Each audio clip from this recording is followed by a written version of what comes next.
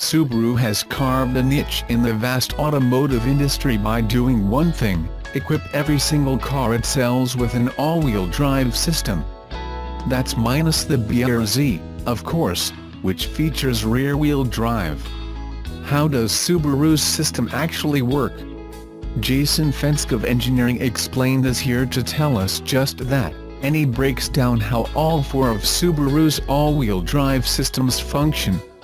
That's right, not all AWD systems from Subaru are created equally.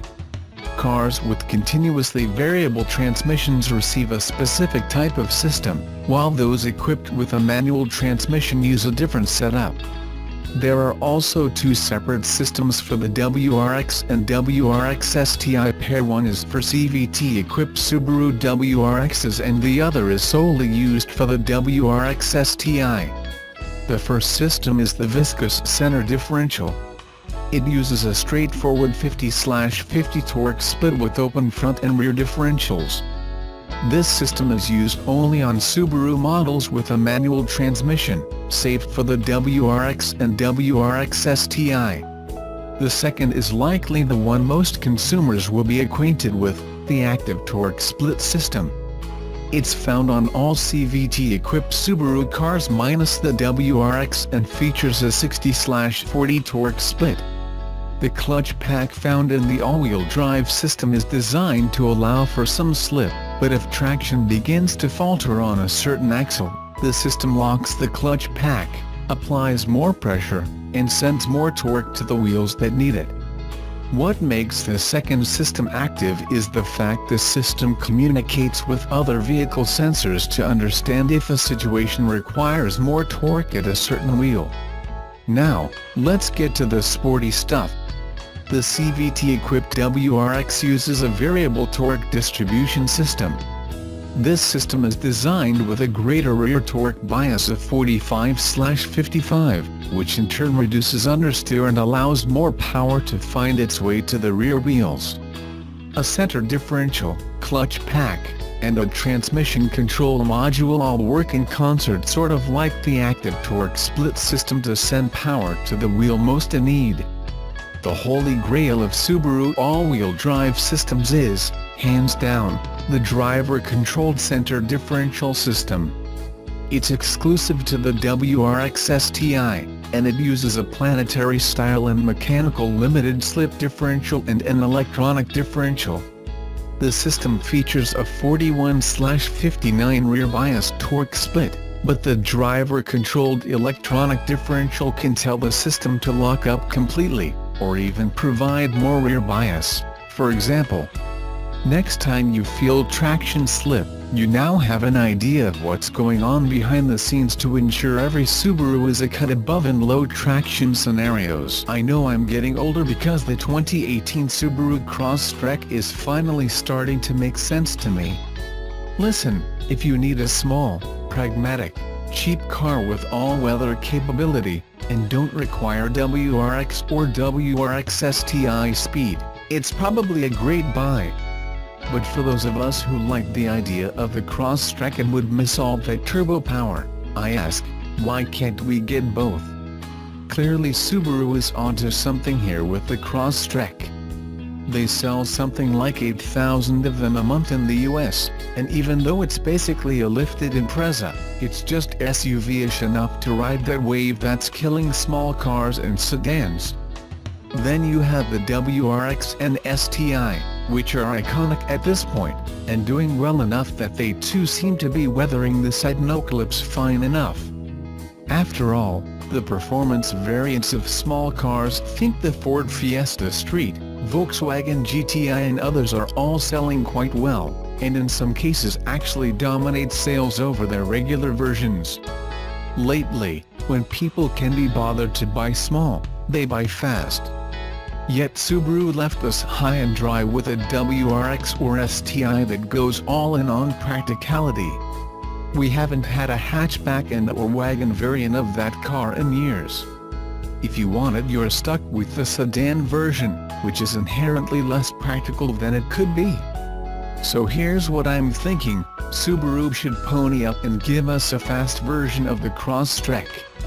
Stiffen up the suspension a bit, give it the 268 horsepower engine out of the WRX, or, hell, the 305 horsepower motor from the WRX STI, why not, add some better brakes and performance bits, leave the jacked up ride height. Why the hell not? It's not like we're ever going to get the Subaru Levorg wagon in this country. This could be the compromise we're all after. A lifted WRX or WRX STI wagon hatch with a manual would basically check all the boxes. Plus, that extra ride height might actually prove an advantage in rallying. As the small car segment is ceded to small crossovers, part of me wonders why so many off-road racing cars remain hatchbacks or sedans. Let me be clear, I'm not advocating this car replace the WRX and WRX STI sedan. I'd hate to live in a world where that's no longer an option for enthusiasts. No, I think this cross-track WRX would make a great addition to the Subaru lineup, existing as its own beast and offering a family adventure car for people whose idea of adventure also involves flouting speed laws.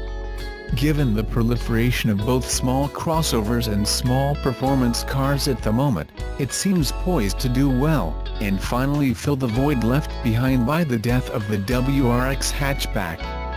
What am I missing here? Make it happen, Subaru. You're welcome for the great idea.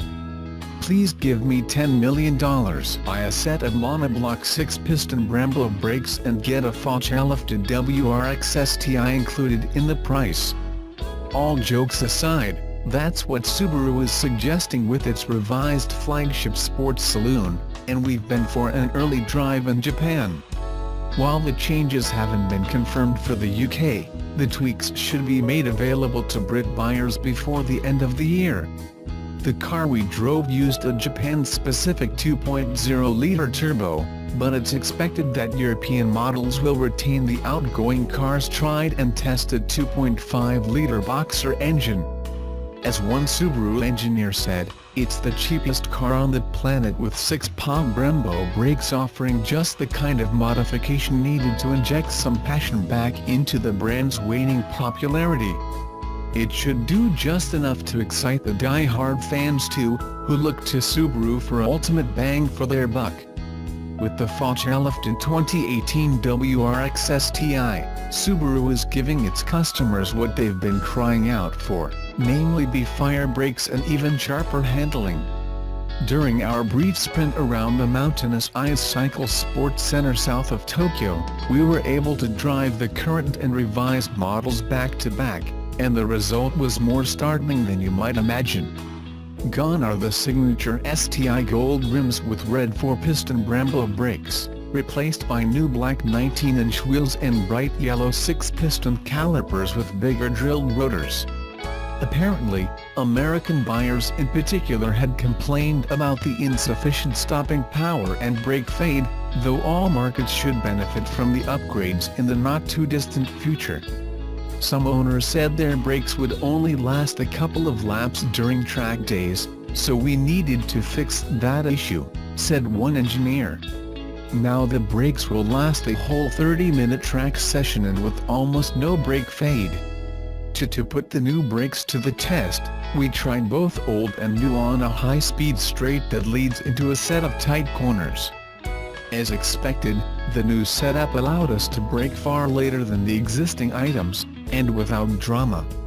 The revised Brembos wipe speed off far quicker, while also letting the car stay flatter with less nosedive. And even after 2 hot laps and some heavy braking trials, the new brakes showed no fade while the 4-pots exhibited sponginess after just a handful of quick corners. Disappointingly, however, there's no extra power or torque. That means the saloon gets the same 2.0-liter turbocharged boxer engine in Japan, and an identical, larger, 2.5-liter unit here in the UK. The STI retains the current model's 6-speed manual gearbox and 4-wheel drive system. Despite the increased capacity, the 2.5 is slightly 296 bhp and 407 Nm place 300 bhp and 422 Nm, down on its Japanese equivalent. Subaru claims a 0-60 mph of 5.0 seconds flat, which is on par with the UK car's time. And as long as you keep the revs and turbo spinning above 3,500 RPMs, you can avoid the noticeable lag and access peak boost whenever necessary. One other significant upgrade to the facelift STI is in its multi-mode driver control center differential all-wheel drive system. This revised setup has been made fully electronic this time round, a modification that makes the car's reaction times quicker to driver input. It is now able to distribute torque faster too, with a 41%/59% front-rear split. It lets you turn in that little bit sharper and get back on the throttle even earlier, while also reducing sideways tire slip and improving overall grip. Minor revisions to suspension spring rates and damper settings have also helped boost handling. The ride is still hard, but the revisions have given the STI more compliance and made it easier to live with day to day. In addition to the new black rims and yellow brake calipers, Subaru has removed the bench-sized rear spoiler, relegating it to the options list. It's unclear whether this will apply to UK cars, but it's a nice deletion for those less keen on shouting about their car's boisterous character. Inside, the STI gets specially designed, body-hugging Recaro seats and a larger 8-inch sat-nav screen. Quality can match rivals from BMW or Mercedes, but it's functional enough and benefits from big, solid-feeling buttons to control the infotainment and climate control. The dials are easy to read, with a central TFT display showing everything from fuel economy to trip information.